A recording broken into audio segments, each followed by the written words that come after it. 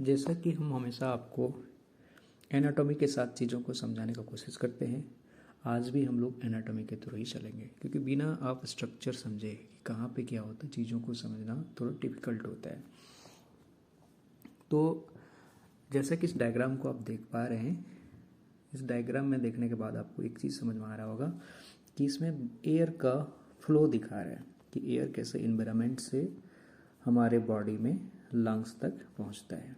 ये पाथवे है कि एयर तो जानते हैं कि आपका इन्वायरमेंट में होता है, वहाँ से हमारा नेजल कैविटी में जाता है, नेजल कैविटी में जाने के बाद वो ओरोफेरिंक्स फिर लैरिंगोफेरिंक्स होते हुए लंग्स तक जाता है। और सिमिलरली सेम रूट को फॉलो करता है जब एयर हम एक्सपायर करते हैं, यानी बाहर साइड निकालते हैं।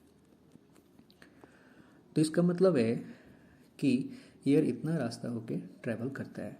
आपको एक बेसिक चीज़ मैं आपको बता दूं, कहीं भी साउंड प्रोड्यूस होता है, जैसा कि हम लोगों ने पढ़ा है फिजिक्स में, कि वो टर्बुलेंस की वजह से होता है। जब एयर का टर्बुलेंस होगा तो वहाँ पे जो पार्टिकल है वो वाइब्रेट करेगा, उसी वाइब्रेशन की वजह से साउंड प्रोड्यूस होता है। तो मान लीजिए एयर, आपको हम दूसरा डायग्राम से दिखाना चाहते हैं, आप इस चीज़ को थोड़ा सा देखिए। आप इस डायग्राम, ये जस्ट वही आपको दिखाना चाह रहे हैं, इसमें कुछ नहीं है, सिंपली वही हमने बताने की कोशिश किया है कि एयर जो आ रहा था वो लंग्स तक कैसे गया, वो आप समझ चुके हैं, इतना आपको आता है। नेक्स्ट हम क्या करेंगे, यहाँ पे कैसे गया अंदर में उसको समझना है। तो हमको एक काम करना होगा, इस बॉडी को बीचों बीच, जिसको हम लोग सैटल सेक्शन बोलते हैं, हम लोग यहाँ से कट करेंगे। यानी ऐसे अगर हम कट करें पूरे बॉडी को, तो मुझे यहाँ पे क्या स्ट्रक्चर है इसके अंदर वो चीज़ें क्लियर दिखाई देगा। तो हम वही करने जा रहे हैं। तो हम लोगों ने जो बॉडी को डिवाइड किया वो ऐसा प्लेन में किया है। ये वाला देखिए, ये वाली प्लेन है, बॉडी को ऐसे डिवाइड किए, तब हम लोगों को इसको सैटल प्लेन बोलते हैं। तो हमें क्या क्या दिखेगा इसके अंदर, तब हमें समझ में आएगा बेहतर में कि एयर का जो फ्लो होता है कैसे होता है और कहाँ पे टर्बुलेंस क्रिएट होता है, जिसके चलते स्नोरिंग या फिर खराटे प्रोड्यूस होते हैं। तो चलिए नेक्स्ट आपको फिगर ले चलते हैं। ये देखिए, हम जब आप जानेंगे कि जब एयर एनवायरनमेंट से हमारे लंग्स तक जाता है तो इतना पाथ को फॉलो करते हुए वो जाता है। हमारा कुछ कंडक्टिंग पार्ट है, कुछ रेस्पिरेटरी पार्ट। हम कंडक्टिंग पार्ट को दो भाग में डिवाइड करते हैं हम लोग। तो ये अपर पार्ट है, अपर पार्ट में देख रहे हैं नेजल कैविटी, फेरिंग्स एंड लैरिंग्स। हमारा जो स्नोरिंग प्रोड्यूस होता है वो इसी एरिया का है। जो भी पैथोलॉजी होगा वो इसी पैथोलॉजी की वजह से हमारा स्नोरिंग प्रोड्यूस होता है। तो हम इसको थोड़ा सा और डिटेल में जानने का कोशिश करेंगे, इस चीज़ों को और थोड़ा सा जूम करेंगे, इसको थोड़ा सा और हम लोग जूम करेंगे ये वाला पार्ट को। तो चलिए हम दूसरा डायग्राम आपको लेके चलते हैं ताकि आपको चीज़ें क्लियर हो।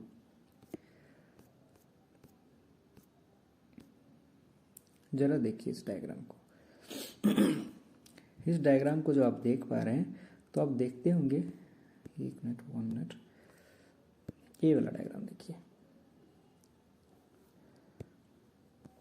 क्या देख रहे हैं, ये एयर फ्लो का डायरेक्शन दिखाया है। आप देख रहे हैं एक नेजल कैविटी है, फिर आपका ये वाला पार्ट नेजोफेरिंग्स, फिर ओरोफेरिंग्स एंड लैरिंगोफेरिंग्स होते हुए ट्रेकिया में आ जाता है। हमने बताया था ये पैथोलॉजी यहाँ से यहाँ तक का है, यानी अपर रेस्पिरेटरी ट्रैक्ट का है। यानी इसी में जो आप स्पेस देख रहे हैं, इसके थ्रू जो एयर फ्लो हो रहा है, इसी स्पेस में कहीं ना कहीं वो नैरोविंग होता है, जिसके चलते एयर का टर्बुलेंस क्रिएट होता है। और वही टर्बुलेंस रिस्पॉन्सिबल होता है आपका स्नोरिंग के लिए और खराटे के लिए।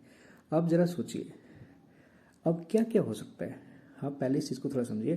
पहले हमको इसके पहले जानना होगा कि आखिर ये जो बना है, इसको रखते हैं, ये जो पिलर खड़ा है, आप जान रहे हैं एक तरह से ये टनल है, एक तरह से टनलिंग है।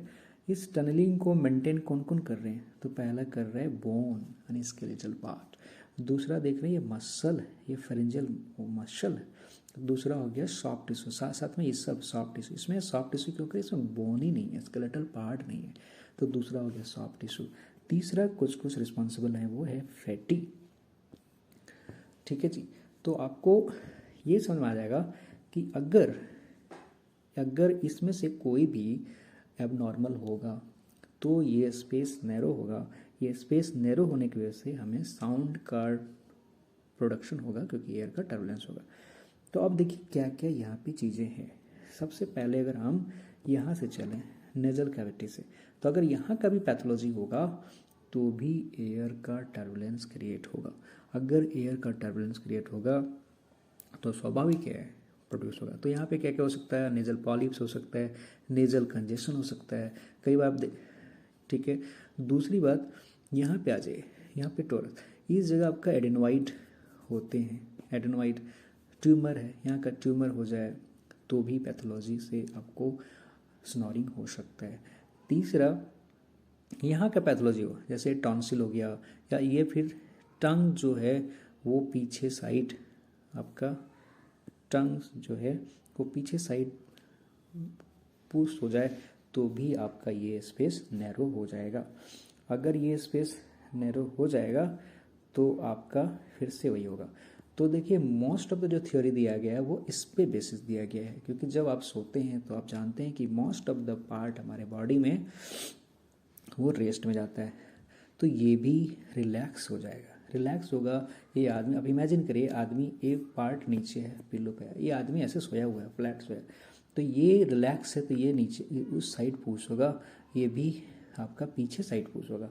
पीछे साइड पुश होने की वजह से ये स्पेस और नैरो हो जाएगा, ये स्पेस और नैरो हो जाएगा, नैरो होगा तो आपका टर्बुलेंस क्रिएट होगा और साउंड प्रोड्यूस होगा। इसलिए हमें आगे हम आपको बताएंगे कि कैसे इसको एक्सरसाइज, इसको स्ट्रेंथनिंग से आप स्नोरिंग को कम कर सकते हैं। ठीक है जी। साथ में आप जान रहे हैं कि आप ऐसे सोने से ये पीछे जा रहा है, तो हम पोस्चर को चेंज कर दें ताकि ये पीछे जाने के बजाय साइड में ही रहे, तो आपका स्नोरिंग कम हो जाएगा। इसलिए आप देखते होंगे जब खर्राटा लोग मारते हैं उसको अक्सर बोला जाता है उसका पोस्चर को चेंज कर दीजिए, एक साइड करवट करके सुलाइए। तो इतना आपको समझ में आ गया। तीसरा चीज़ होता है मोटापा। आप जैसे ओबेसिटी होते हैं ना, ओबेसिटी में फैटी वाला पार्ट, हर जगह फैट जमा होता है, ये स्पेस ये जमा होते जाएगा, एक्युमुलेट होते जाएगा और ये स्पेस आपका नैरो होते जाएगा। अगर ये स्पेस, ये वाली स्पेस नैरो होगा तो स्वाभाविक है फिर से टर्बुलेंस क्रिएट होगा। एक होता है अल्कोहल।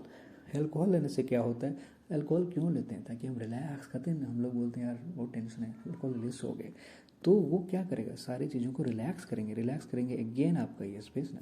मुझे लगता है इतना सारी चीज़ें आप समझने के बाद आपको ये क्लियर हो गया होगा कि ये मैकेनिकल वाला जो पार्ट है वो कैसे रिस्पॉन्सिबल है स्नोरिंग कराने के लिए। इसके अलावा भी कुछ कुछ रिस्पॉन्सिबल हैं, जैसे आप देखेंगे जेनेटिक डिफरेंस। जैसे आप 40% देखते होंगे कि 40% स्नोरिंग का 40% मेल में होते हैं और 20% होते हैं फीमेल में। तो ये क्यों डिफरेंस है, क्योंकि फीमेल में पाया जाता है एस्ट्रोजन, एस्ट्रोजन होने की वजह से उसमें ओबेसिटी कम होते हैं, ओबेसिटी कम होने की वजह से ये फैट का डिपोजिशन कम होगा, तो स्वाभाविक है स्पेस नैरोइंग कम होगा और टर्बुलेंस कम होगा। ठीक है, इतना चीज़ें आपको समझ में आ गया होगा। नेक्स्ट हम लोग जो चीज़ समझेंगे, अब हम लोग रह गया कि आखिर कितने टाइप का स्नोरिंग्स होते हैं। आपको हम नेक्स्ट वीडियो में बताएंगे स्नोरिंग के कितने टाइप्स होते हैं, उसमें कौन सा स्नोरिंग जो होते हैं हमारे हेल्थ के लिए वो ख़राब होते हैं, और फिर आपको हम बताएंगे स्नोरिंग को कैसे प्रिवेंट कर सकते हैं और उसका क्या ट्रीटमेंट है। आज के लिए बस इतना ही, तब तक के लिए बाय बाय, गुड नाइट।